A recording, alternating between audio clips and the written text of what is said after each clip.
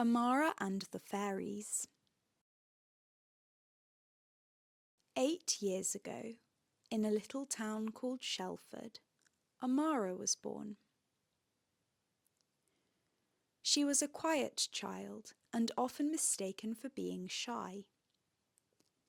In fact, Amara was not shy at all.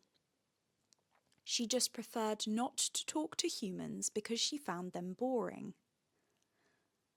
Amara had a secret that she hadn't told anyone. At the bottom of her garden was a little gap in the fence.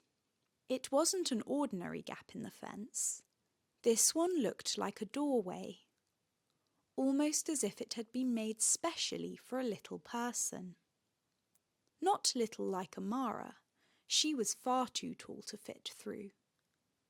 Smaller, as if for a fairy.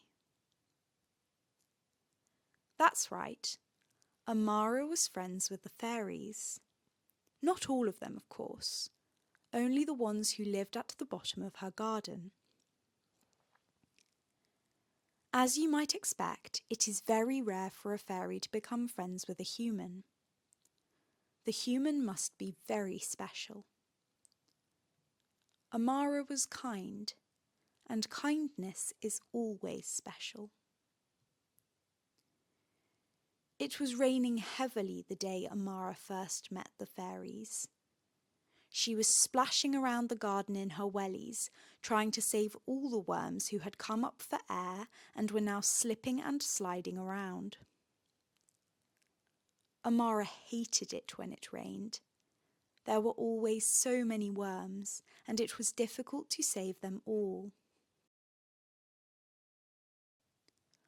Amara took off her coat and spread it across the ground, creeping underneath it to save the worms one by one.